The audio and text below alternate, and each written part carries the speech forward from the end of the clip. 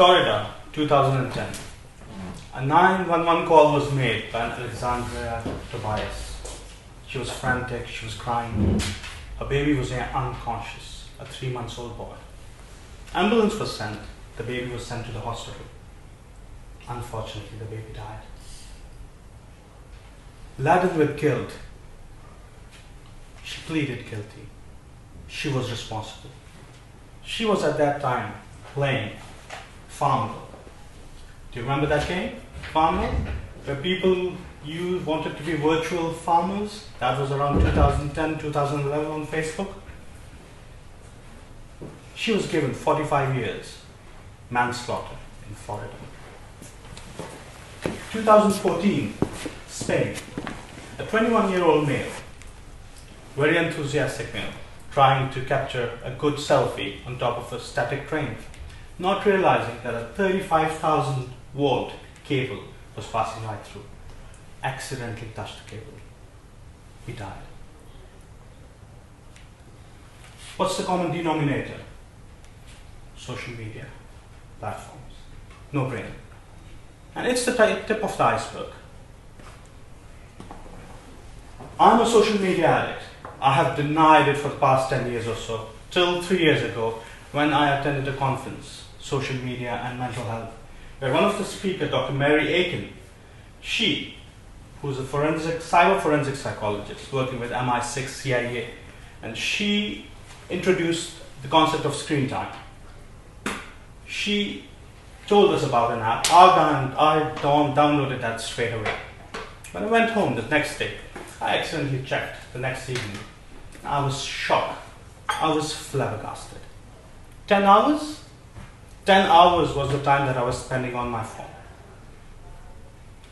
People say it's a phase. Social media is a phase. Well, I tend not to agree. Because on that piece of device, you carry your friends, you carry your family, you carry your finances, you carry your work, you carry your entertainment, all in one little device. What will happen to you if all of a sudden you lose your phone? You go berserk. I'll put my pockets out, in and out. I'll rip my bag apart. I'll trace back my steps because as if I have lost my life. Well, actually, it's your virtual life. You've got your friends, your work, your finances, everything in a phone. There was never a time when attention was a commodity. Now, attention is a commodity. It is monetized. How can something be so good where the inherent motive of it is to captivate the human race? Philip Morris wanted your lungs. App Store wants your soul. Attention.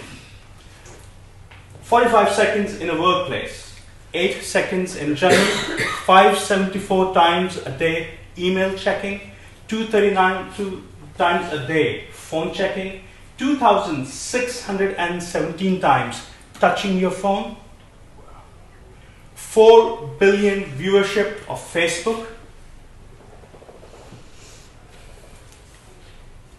What do you think it is? A single hour of screen time will cost your offspring 7 to 8 less words. Nowadays, if somebody posts a picture, you want it to be a beautiful picture. It goes through a lot of filters.